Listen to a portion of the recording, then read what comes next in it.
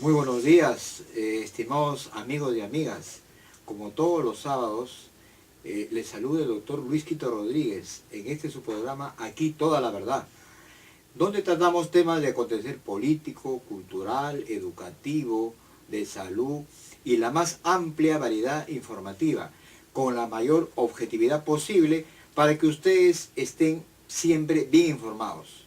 Hoy, sábado 18 de octubre, tendremos como invitados a Efraín Quino Tello, electo regidor de Lima por el Partido Aprista del Perú, también al conocido y destacado dirigente Olmedo Auris, vicepresidente del MAS y de la CGTP, y Gregorio Torres, dirigente de los transportistas. Bueno, en este momento ya estamos con Olmedo Auris Melgar, quien es vicepresidente del Movimiento de Afirmación MAS, como ya lo dijimos, vicepresidente de la Confederación General de Trabajadores del Perú, la CGTP. Bueno, queremos invitarlos a que nos hagan llamadas telefónicas a nuestra central telefónica, cabina 641-12-007. Repito, al 641-12-007. Cualquier pregunta será bien recibida con respecto a los temas que vamos a tratar. Buenos días, señor Olmedo Auris. Doctor Quito, buenos días. Muy agradecido por esta gentil invitación suya para participar en este programa que usted lo dirige. Ajá. Muy bien, muchas gracias. Como dirigente del Movimiento de Afirmación Social MAS, ¿a qué atribuye el triunfo contundente de Gregorio Santos en Cajamarca, pese a estar purgando prisión? Bueno, en las pasadas elecciones del 5 de octubre, lo más relevante obviamente ha sido el triunfo de nuestro movimiento político, el MAS, en la región de Cajamarca, y como usted bien lo señala, no obstante de que el candidato a la presidencia, el profesor Gregorio Santos Guerrero, se encuentra en condición de detenido por orden y mandato, vamos a decir así, del Poder Judicial con prisión preventiva, aun cuando obviamente no califica para estar en esa condición, porque de acuerdo al Código de Procedimientos Penales, hay dos causales para que un investigado pase a condición de detenido en calidad de prisión preventiva. Primero, que demuestre, digamos, algunos indicios de fuga, ¿no? Posibilidad de que él se vaya del país, salga del país, situación que no califica en el caso de Gregorio Santos, porque él tiene residencia conocida, familia, pero también en ese entonces era candidato a la presidencia del gobierno regional.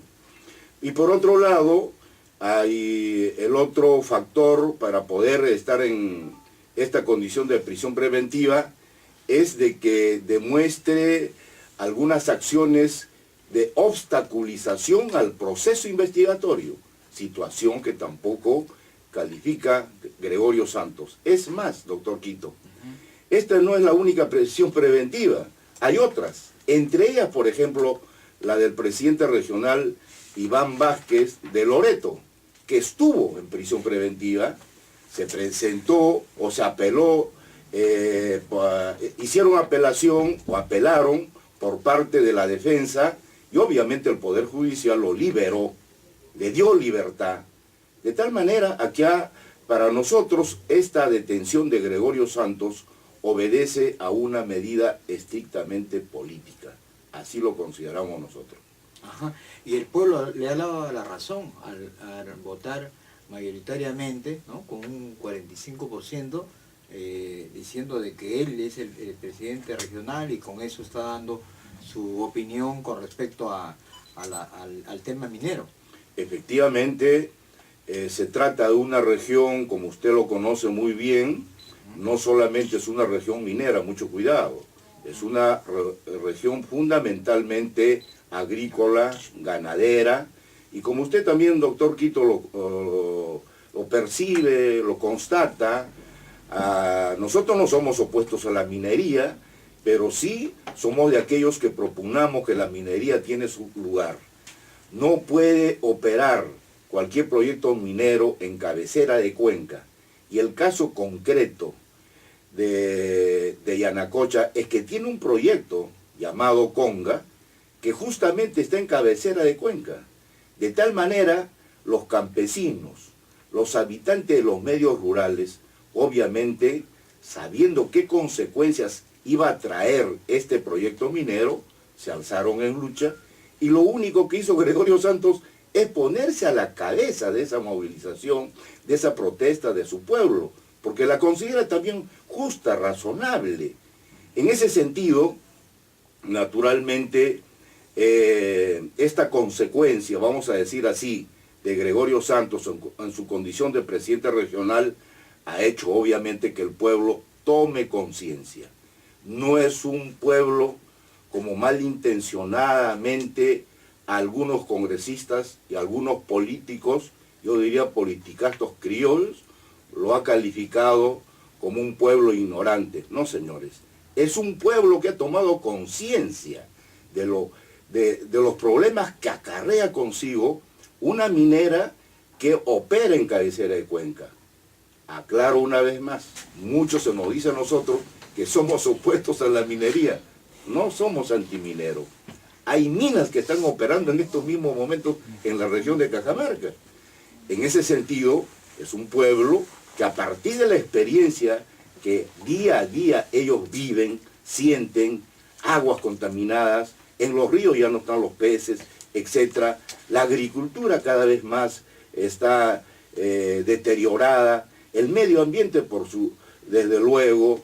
Por otro lado, también hay una equidad social marcada en el pueblo. Entonces, por esas y otras consideraciones, obviamente el pueblo ha sabido elegir a sus autoridades. Es más, Gregorio Santos no es un presidente que llegó por los problemas del azar al gobierno regional. Es un hombre comprometido, es un profesor, es un rondero campesino. Sus orígenes son campesinos. Ellos sienten en carne propia lo que significa, por ejemplo, cultivar la tierra, hacer ganadería. La ganadería es objeto del abigeato. Por eso se formaron las rondas campesinas. Él ha sido un dirigente de las rondas campesinas. Entonces, obviamente, el pueblo cajamarquino lo respalda porque para ellos es injusta esta detención. O sea, Conga, el amigo Olmedo, ¿es un caso cerrado ya para ustedes o están abiertos al diálogo para que este proyecto minero pueda ser ejecutado? En esas condiciones, como está planteado, el pueblo de Cajamarca, por si acaso no lo digo yo, el pueblo de Cajamarca ha dicho ese proyecto es inviable. Yo he leído después del triunfo del MAS en Cajamarca una carta pública que han enviado los integrantes, los accionistas de Yanacocha, ¿no? Persistiendo, insistiendo en el proyecto. ¿Qué cosa es lo que ha respondido Gregorio Santos de la cárcel? Ha dicho de que el pueblo lo defina, que el pueblo diga su verdad conjuntamente con sus autoridades. Bueno, o sea, esta detención, ¿cómo la califica de Gregorio Santos que está preso? Yo la califico de arbitraria, injusta. Para mí es una medida estrictamente política porque ya he dicho casos, ¿no es cierto? El caso de Iván Vázquez, ¿no? Por indicios de malos manejos, o en un primer momento también lo detuvieron, pero hoy goza de libertad. Nosotros no nos oponemos, doctor Quito, a que Gregorio Santos sea investigado. Están nuestros documentos, nuestros pronunciamientos, pero queremos que verdaderamente se respeten los derechos humanos de Gregorio Santos. Él puede ser investigado, debe ser investigado, pero en condición de libertad. ¿Por qué no lo liberan? ¿No es cierto? Entonces, nosotros, como más hemos dicho, no somos opuestos a la investigación. El mismo Santos es consciente de eso. Incluso dice de una vez que proceda el juicio en todo caso, y va a demostrar, ¿no?, si hay desbalance patrimonial, ¿no?, en lo que respecta, vamos a decir así, a sus ingresos. Y ahí se demostrará pues, que efectivamente, ¿no?, hay indicios o manifestaciones o expresiones de malos manejos o de corrupción. Y ahí serán sancionados. Obviamente. Muy bien, cambiando de tema, en el caso de la Alcaldía de Lima, ¿Por qué piensa que perdió Susana Villarán? Mire, me parece que no es un problema solamente de Susana Villarán, es un problema de todo lo que es la izquierda limeña. Nosotros de tiempo atrás venimos sufriendo estos problemas porque, según mi punto de vista, es mi opinión personal, yo veo que la izquierda aquí en Lima ha ido perdiendo, vamos a decir así, su personalidad, su identidad, al extremo, por ejemplo, que en las pasadas elecciones municipales y regionales del 5 de octubre, la candidatura va como bajo el nombre de diálogo vecinal, ¿no es cierto? Una organización probablemente muy respetable, pero que puesta en esas condiciones, hacia afuera el electorado no lo ve pues, como una organización que obviamente podría recoger los sentimientos, las propuestas de lo que es la izquierda en Lima. De tal forma me parece que han habido ese tipo de errores, naturalmente. Yo he podido hablar, por ejemplo, con muchos dirigentes de la izquierda en diversos distritos. Hay un cierto resentimiento, incluso de exclusión a ellos, etcétera, priorizando obviamente a organizaciones del centro político. Entonces, me parece que esto requiere una suerte de un balance que es necesario para poder recomponer las fuerzas de la izquierda en Lima. Muy bien, sí, pues ya nos queda un minuto. Bueno, en este espacio breve vamos a hacer recordar de que a nuestros auspiciadores, el Centro de Estudios del Dr. Luis Quito, que brinda diplomados de ecografía, de colposcopía, dirigido a médicos, a profesionales de la salud. Vamos a un breve corte y continuamos en este su programa, Aquí Toda la Verdad. En el siguiente bloque estará el distinguido vicepresidente del Movimiento Más, Olmedo Auris. Muchas gracias. Amigos y amigas, continuamos con este su programa, Aquí Toda la Verdad. Les saluda, para los que no están conectados, el doctor Luis Quito Rodríguez. Estamos tratando temas de política, pero antes queremos hablar sobre un tema de salud, que es el ébola. Como es ya conocido por todos, esta es una enfermedad infecciosa ocasionada por un virus, el cual procede del África, y bueno, se está propagando a nivel mundial. Ya hay 4.000 muertos, ya ha llegado a Sudamérica, dentro de ellos a Brasil. Todavía estos casos de Brasil no han sido confirmados. Incluso hubo un africano que también llegó al Perú, pero en el diagnóstico ha salido negativo. Se está haciendo unas reevaluaciones. De todas maneras, este paciente africano sigue hospitalizado, se le siguen haciendo las pruebas de diagnóstico respectivas, ¿no? Y se están tomando todas las previsiones del caso. Este ébola es una enfermedad pues mortal, ¿no? Y hay que estar a los viajeros, sobre todo en los aeropuertos. Hay que tener mucho cuidado con pacientes que presentan fiebre, náuseas, vómitos, diarrea, malestar general, decaimiento. Son los signos, síntomas que nos hacen presumir la posibilidad del ébola, y sobre todo que viajan de continentes como el África, con los cuales se debe tomar las prevenciones del caso y el diagnóstico. Felizmente en Lima ya hay hospitales como el Daniel Alcides Carrión, entre otros, que tienen los equipos de diagnóstico y el personal ya entrenado para prevenir la propagación de este virus mortal. Continuamos con nuestro invitado Olmedo Auris Melgar, quien, como ya hemos dicho, es vicepresidente del MAS. Usted, amigo Olmedo, también es vicepresidente de la CGTP. ¿A qué se debe el decaimiento del sindicalismo en el Perú? Muy bien, muy buena pregunta. Fíjese, cuando se aplica de manera vertical, autoritaria, de manera compulsiva, el actual modelo económico neoliberal, obviamente unos ejes fundamentales de este modelo era la erosión de la clase trabajadora y naturalmente de sus organizaciones sindicales. Esta fragmentación, como usted entenderá, doctor Quito, ha quebrado, ha roto, vamos a decir así, el tejido social de la clase obrera. Y recomponerlo, recuperar esta fragmentación toma su tiempo.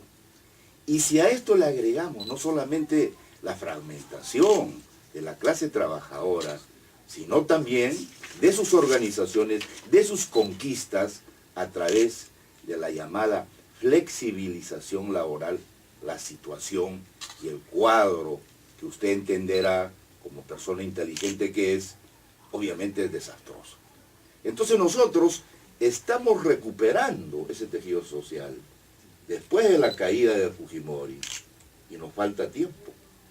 Entonces estamos ante un sindicalismo muy difícil en América Latina. Yo creo que es el peruano es el caso más comprometido con estas políticas neoliberales, y si a eso le agregamos, por ejemplo, lo que han hecho los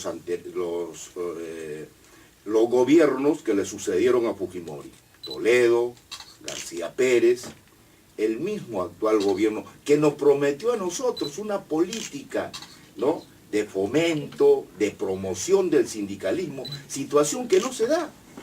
Entonces, en breves palabras, de 10 trabajadores en nuestro país, 2 solamente son asalariados. De esos 2 asalariados, que obviamente serían el 100%, solamente 5.7 es sindicalizado. Y de ellos, solamente 4.1 tiene derecho a la negociación colectiva. ¿De qué estamos hablando?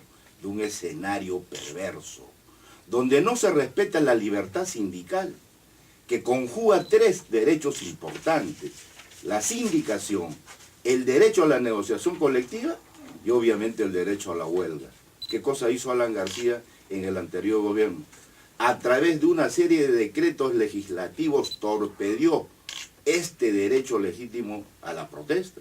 Obviamente cuando uno se sienta alrededor de la mesa con el patrón, sea esto un empleador privado o el Estado, ¿qué cosa se suscribe? Las actas. Y las actas no se cumplen. Entonces el trabajador tiene derecho a protestar. Eso aquí está prohibido, está penalizado, está judicializado.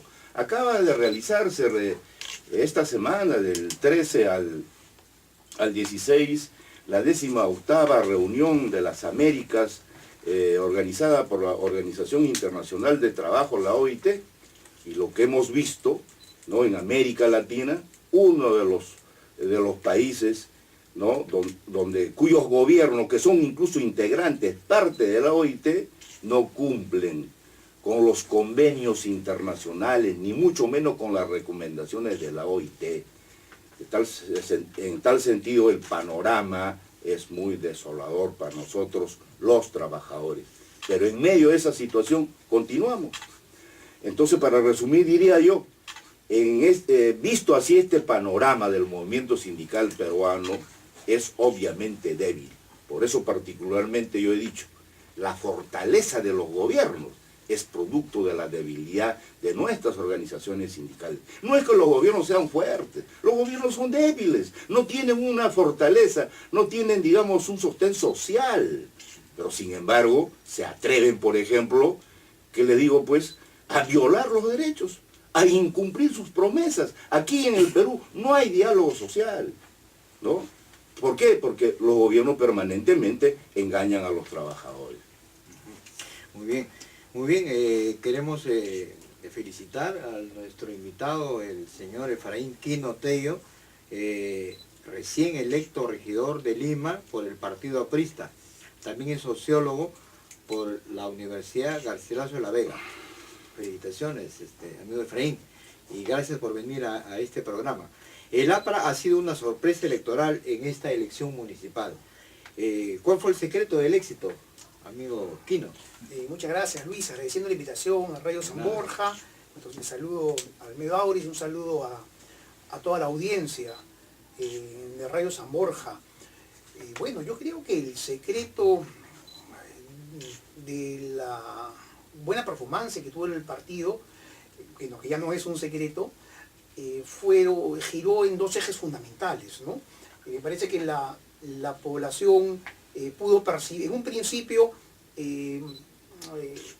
Enrique Cornejo pudo conectar muy bien con la población respecto a su exposición en medios, pudo, dentro de los opinólogos, dentro de los analistas políticos, posicionarse como el mejor candidato, y luego, a partir de ahí, él pudo irradiar o pudo hacer conocer a la población una propuesta y un programa de gobierno, ¿no? Que lo posicionó también como una persona que sabía lo que necesitaba Lima. Yo creo que ese ha sido el punto fundamental y del eje de la campaña y del despunte que tuvo después del debate que fue bastante mediático con la población. Yo creo que ese ha sido el punto fundamental, ¿no? Las propuestas, los programas, el mejor equipo que tuvo y que fue percibido por la población. Bueno, no alcanzó el tiempo, ¿no? No alcanzó el tiempo de repente para que el conocimiento cabal de la candidatura, de las capacidades que notaba Enrique Cornejo, llegaran a los sectores de repente más populares, al cual tienes que llegar de una forma directa, ¿no? Tienes que llegar con un contacto directo. La campaña fue muy corta realmente. Tuvimos primer mundial, después tuvimos 28 de julio, recién ahí arrancó la campaña, ¿no? Pero nos queda la grata experiencia de saber que en el Perú sí es posible trabajar con propuestas serias y que la población está cambiando en ese rumbo, ¿no? Su votación. Muy bien. Ahora, Efraín, que usted ha sido elegido regidor de Lima, ¿cuál será su posición frente a la reforma del transporte? En primer lugar, la posición de la bancada del partido va a ser clara, ¿no? Nosotros vamos a hacer una oposición, pero una oposición constructiva, pero vamos a ser enérgicos en la fiscalización. Nosotros tenemos un mandato que debemos honrar de parte de la población de Lima, que ha depositado su confianza en nosotros. La reforma del transporte, por supuesto que la apoyamos. Yo creo que 9 de cada 10 limeños, si no son 10 de cada 10 limeños, apoyan la reforma del transporte. Pero apoyamos una reforma del transporte bien hecha. Una reforma del transporte que tome en cuenta las necesidades de la población. Una reforma del transporte que no castigue económicamente a la gente más humilde, como lamentablemente se ha visto cuando ha iniciado, ¿no? La reforma, que fue de manera electoral, ¿no? Yo creo que todos los indicios apuntan a eso. Lamentablemente, mira, al margen de que el corredor azul no tenga punto de inicio y de salida, que no conecte con nadie, que los choferes tengan papeletas, que los buses sean antiguos. Dios mío, 20 errores. Mi mayor preocupación estriba en el daño enorme que se le está haciendo a la población. Yo estuve en las protestas porque soy miembro del Partido Aprista, soy miembro del colectivo Renovar, dentro del partido de la corriente interna, y estuvimos en las propuestas Invirú y se nos acercaba la gente a decirnos que lo que antes pagaban 2.50 tenían que gastarse 5 soles, 4 soles, por 2 le salía 3 soles más por día. Tienen familia, son 6 soles más. Entonces, claro, son los que no tienen acceso a medios, pero van a sentirlo cuando se implemente el tema de los pagos. Y bueno, se están acostumbrando al tema, pero la economía la van a sentir, ¿no? Y también veo con preocupación que la señora Susana Villarán y el señor Guerra García han anunciado el inicio del corredor de la Javier Prado, ¿no? Y lo veo con preocupación porque lo que yo digo, primero lo que deberían hacer es establecer las rutas alimentadoras, ¿no?, del corredor azul para evitar este perjuicio a la población, establecer las tarjetas de pago único que permitan un solo gasto y un solo corredor, ¿no? O sea, las cosas hay que hacerlas bien, no hay que hacerlas mal o a medias o pensando pues a futuro. Yo creo que la señora Susana Villarán lo que está pensando es, lamentablemente haciéndole daño a la ciudad, es implementar un corredor adicional para decir que yo lo hice, ¿no? Lamentablemente. Ajá, el tiempo es tirano en el radio, nos queda un minuto. Bueno, vamos a aprovechar este minuto para agradecer a nuestros auspiciadores. Uno de ellos es el Centro de Diagnóstico San Isidro, que está en la avenida Guardia Civil 254, que hace exámenes de tomografía, resonancia, entre otros. Muchas gracias, vamos a un corte y seguimos al siguiente tercer bloque. Continuamos en este tercer bloque de Aquí Toda la Verdad, dirigido por el doctor Luisquito Rodríguez. En esta oportunidad estamos con dos excelentes invitados, distinguidos invitados, Olmedo Auris Melgar, a quien ustedes ya lo conocen, y con Efraín Quino Tello, electo regidor de Lima por el partido aprista. Se comenta, amigo Efraín, que su líder Alan García se alinea con la posición de Castañeda, más no con la del ex candidato Cornejo. ¿Qué opinión tiene al respecto usted? El partido lo que ha mostrado en la candidatura de Enrique ha sido una posición unitaria, ¿no? Yo creo que eso ha saltado a toda vista. Quintel ha estado en la campaña, ha visto al partido trabajando de una forma unida. Yo creo que eso lo hemos visto en la campaña, se ha visto en general, y eso se denota en los resultados que han habido. Entonces, más bien lo que tenemos que ver es hacia adelante, ¿no? Me parece que lo que tenemos que ver, cuál va a ser la posición del partido hacia adelante, y lo repito, lo nuestro va a ser una posición, pero una posición constructiva. Lo que haya que apoyar para el beneficio de Lima, lo vamos a apoyar. Y en lo que consideremos que le hace daño a Lima, o que no permitiría un desarrollo de Lima, también vamos a poner una posición clara, ¿no? Eso debe quedar claro definitivamente respecto al cuál va a ser la actuación de la bancada, porque repito, tenemos un mandato de la ciudadanía que debemos cumplir y honrar. Casualmente, en eso iba la otra pregunta. ¿Qué planes y propuestas tiene la bancada de regidores apristas una vez asumida el cargo? Yo creo que hay algunos ejes fundamentales bajo los cuales debemos trabajar. Uno, vamos a proponer que se continúe o que se dé ejecución a las propuestas que se trabajaron en San Juan del Lurigancho, por ejemplo, con el candidato Antonio Auca y con Enrique respecto a las salidas que deben haber hacia Comas y que deben haber hacia el sur, que ya son trochas, una propuesta que nos interesa implementar. Nos interesa implementar la salida de Huaycán. Yo estuve hace 2 semanas, nuevamente ya electo, con dirigentes de la zona, viendo los problemas de titulación que tienen y también el problema de la salida que tienen en Huaycán. El problema de ATE y Vitarte, por ejemplo, en el tema del Cerro Candela, que nos parece que son temas puntuales en los cuales en el transporte deberían trabajarse, ¿no? Y algunas medidas, por ejemplo, en el tema de seguridad ciudadana, en el uso de la fibra óptica existente en la línea del metro, para que se hable un solo lenguaje en las diferentes circunscripciones de Lima, ¿no? Que todos los distritos tengan un solo tipo de conexión y no diferentes tipos de conexiones. Parece que en esa línea podemos ir avanzando las propuestas que ya hemos planteado como bancada. Muy bien, vamos a continuar con Olmedo Auris. Amigo Olmedo, ¿no cree usted que lo que está faltando en la izquierda es un proceso de modernización y adecuación a los nuevos tiempos? Interesante pregunta, ¿no?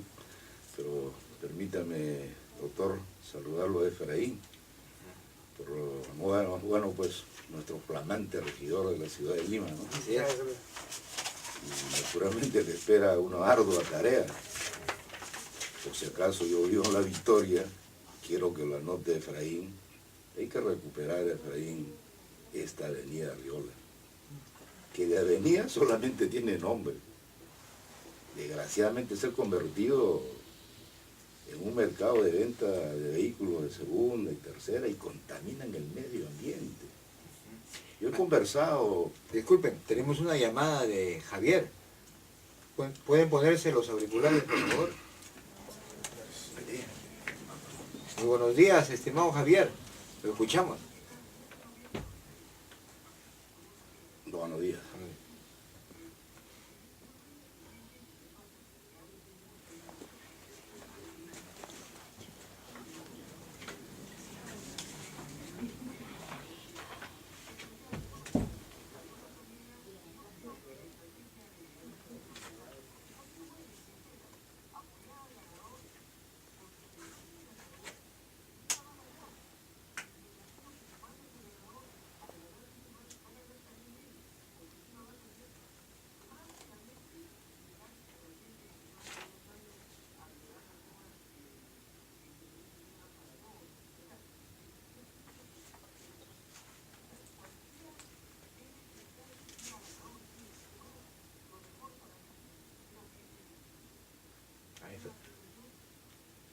Muy bien, amigo Efraín, ¿alguna respuesta? Sí, coincidimos totalmente con Javier, ¿no? Yo creo que tenemos que sumar esfuerzos en todo lo que sea el beneficio para Lima, hacer de repente alguna vez una voz crítica en lo que sea necesario mejorar, pero siempre pensando en lo mejor para Lima, ¿no? Hay que sumar esfuerzos para sacar a Lima adelante porque un poco lo graficaba con anterioridad Enrique, no sé, eso se me quedó grabado, de que el gobierno o el traspaso del gobierno es como una carrera de postas, ¿no? En el cual el que está saliendo llega corriendo, entrega el mandato al que está entrando, pero también lo recibe corriendo, ¿no? Entonces debe haber una continuidad en todos los niveles de gobierno, nacional, regional, municipal, para que sea la ciudadanía y el país los que ganen. Totalmente de acuerdo. Seguimos, amigo Olmedo Auris. Sí, pero antes yo también coincido con los puntos de vista de Javier.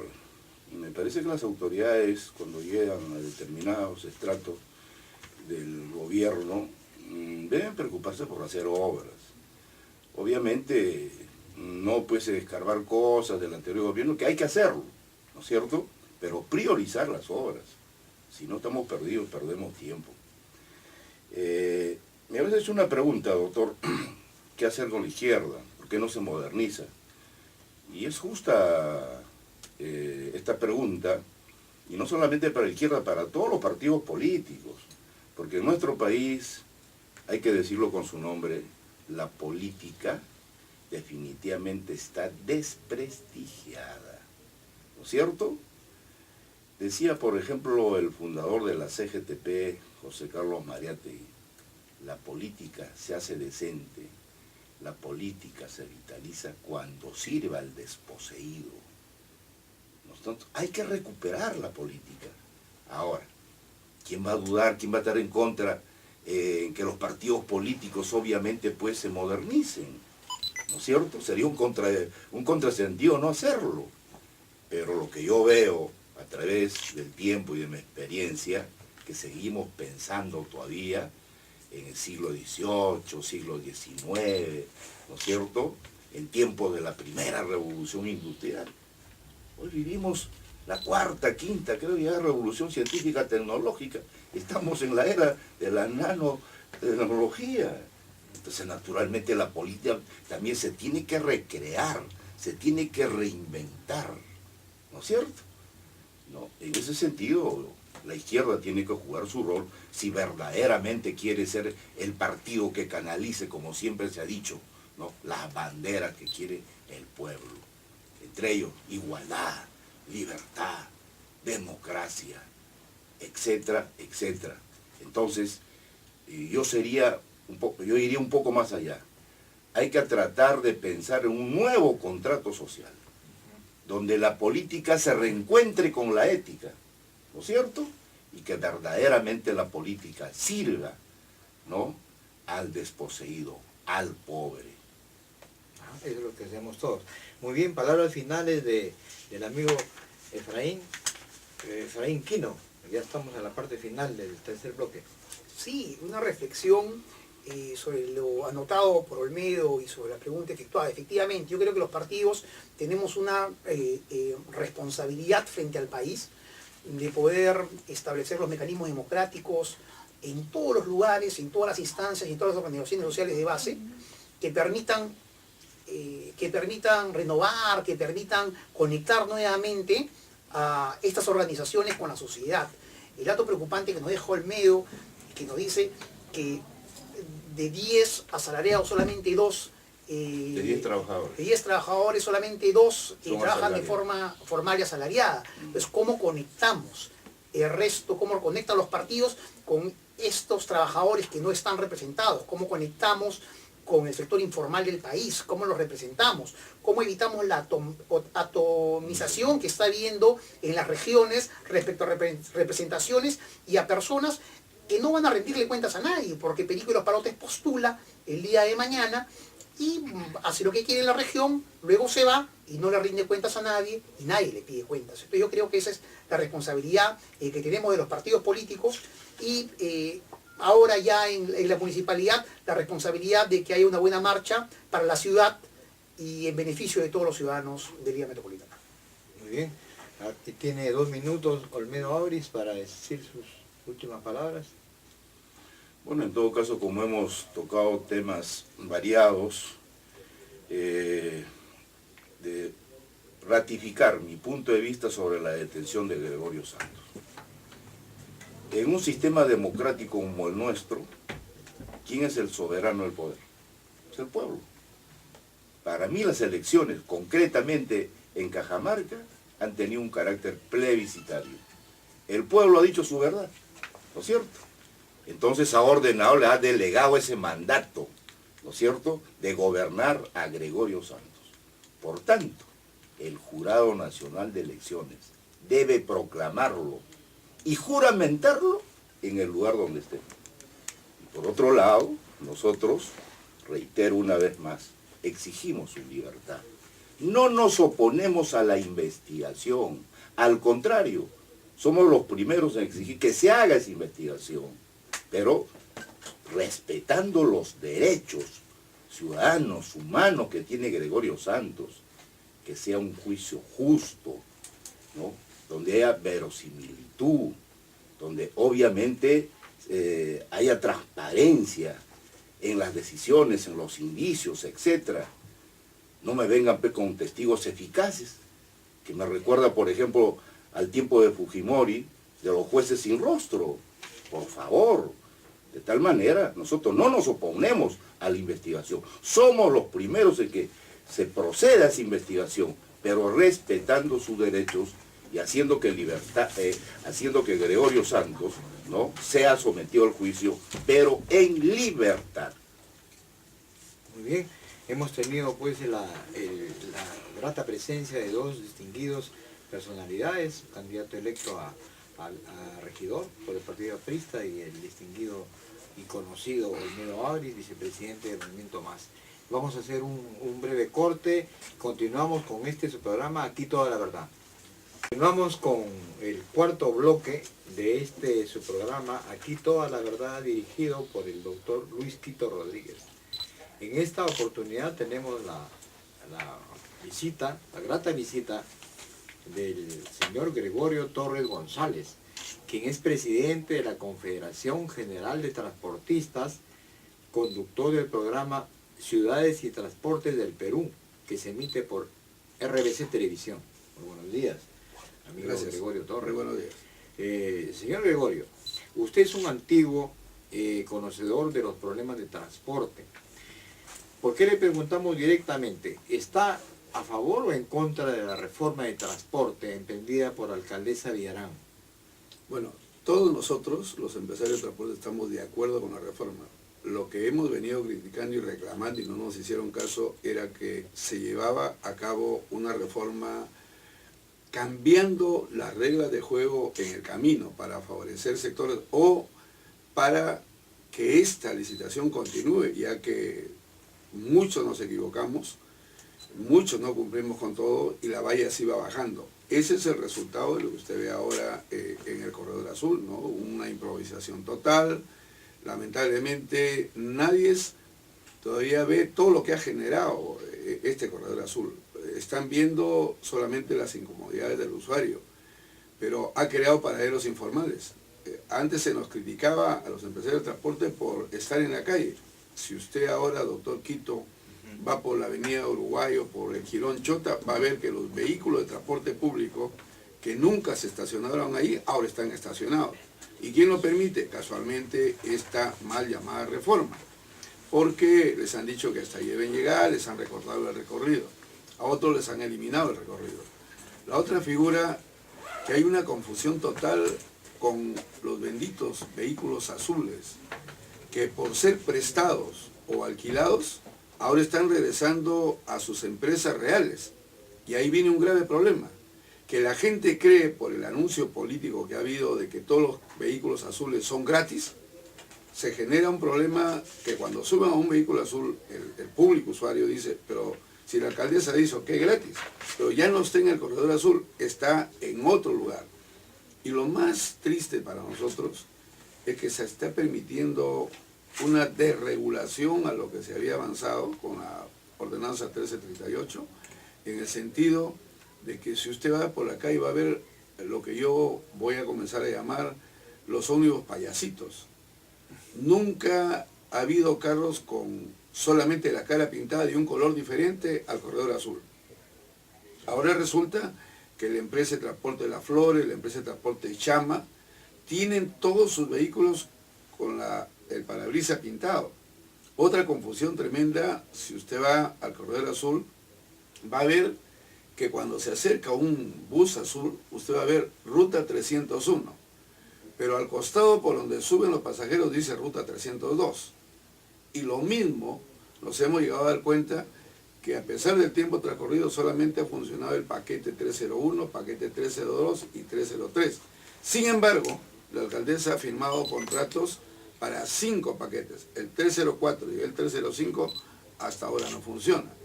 Lo que pasa es que nos han satanizado. Yo no digo que no hayan malos y pésimos transportistas, que algunos se conviertan hasta en bestias manejando, y lo digo abiertamente, así me tengan cólera los empresarios de transporte, que no respetan lo que es la vida humana.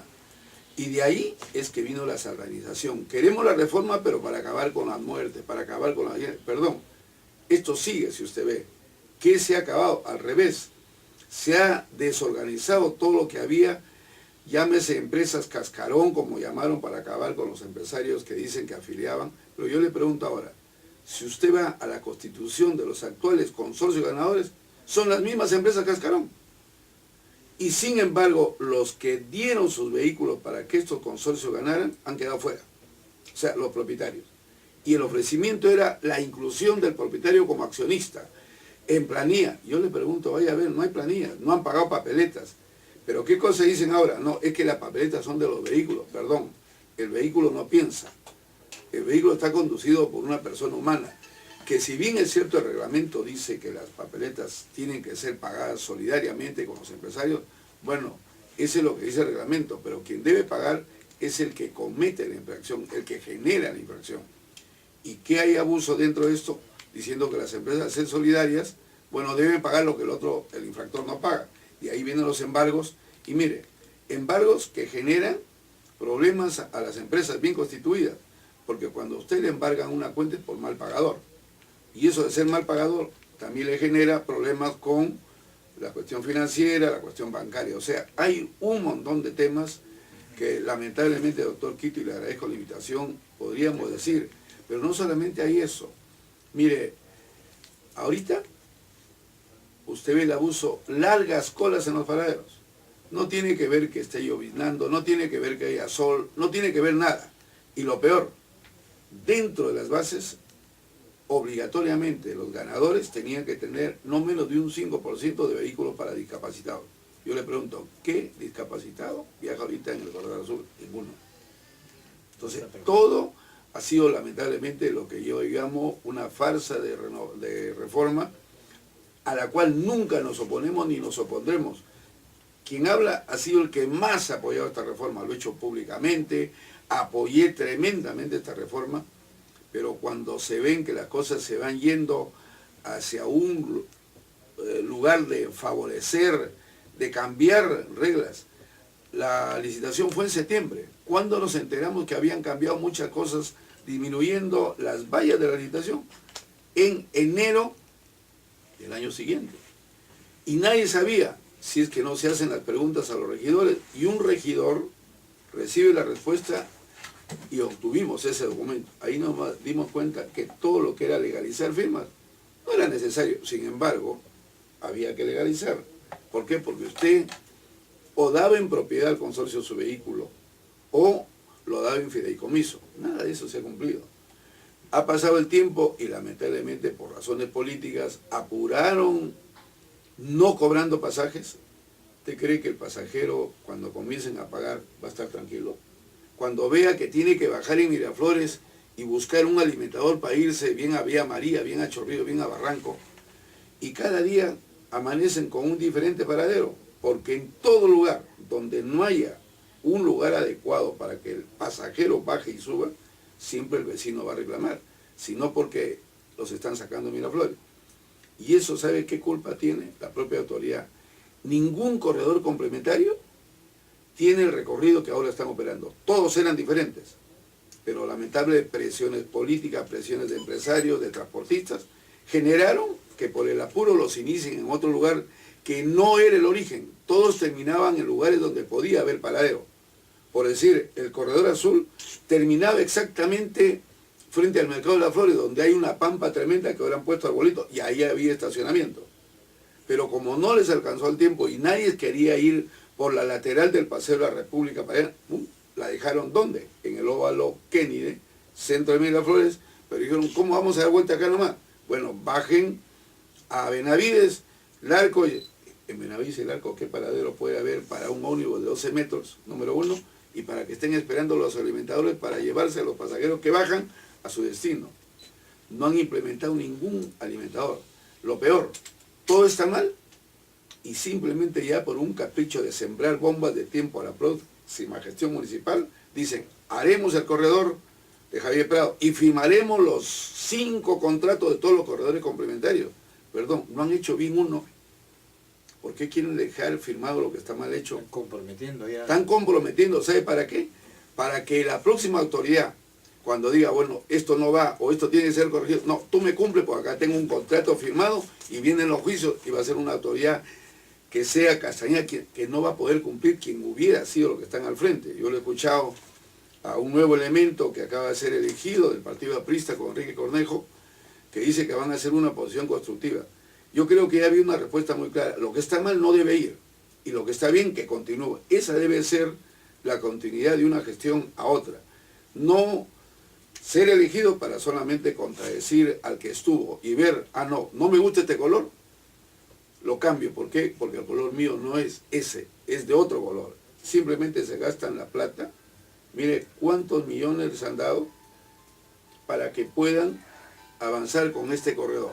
Lamentablemente, de nada valido. ¿Y quién lo gasta? El pueblo. Bueno, señor Gregorio, en cuanto a Julio Raurau, ¿usted comparte su posición o tiene una posición contraria a sus planteamientos? Mire, Julio dice ser representativo, pero yo acá lo desmiento.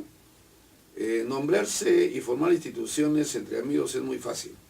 Tener representación es muy difícil. Yo creo que la autoridad que ingrese, que llame quiénes representa o quiénes lo eligieron. Y usted va a ver dentro de las mismas constituciones que quienes eligen son simplemente amigos y punto. No hay una verdadera institución. Si usted quiere ser representante de una organización, tiene que tener empresas o empresarios de transporte que lo represente. Lamentablemente, él emite opiniones que nos hace quedar mal a los empresarios, y lo digo abiertamente, porque todos creen que somos como él. Y lo peor, no tiene bandera, él estaba apoyando al candidato Toco, apenas salió Castañeda, queremos ir donde Castañeda, igual, postuló en un partido la vez pasada con un periodista que está de congresista, lamentablemente perdieron, al toque se puso la bufanda verde y fue a saludar a Susana Villarán. Lo pusieron de funcionario al hijo, pero cuando lo sacaron al hijo, contra Susana Villarán. Esos dirigentes son los que hacen daño al verdadero gremio de transportes, que son lamentablemente en Lima, por cuestiones a veces de carácter personal, más de 15 a 16 gremios. Tenemos 30 segundos ya, el tiempo se está avanzando para palabras finales, amigo Gregorio.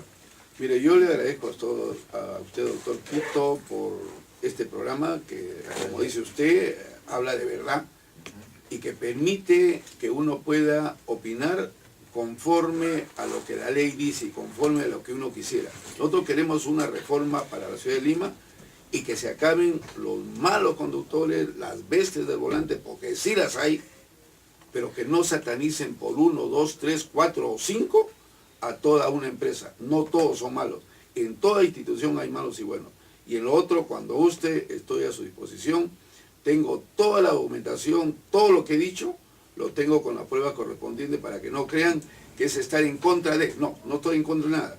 Estamos a favor de la reforma. Muchísimas gracias por esta invitación, doctor Quito. Muchas gracias y hasta una próxima oportunidad, señor Gregorio. Bueno, para terminar, queremos agradecer a nuestros auspiciadores, al Centro diagnóstico del doctor Luis Quito, de la avenida Grau 740 La Victoria, donde damos servicios de apoyo diagnóstico, rayos X, laboratorio, tomografía, resonancia, entre otros sistemas de diagnóstico.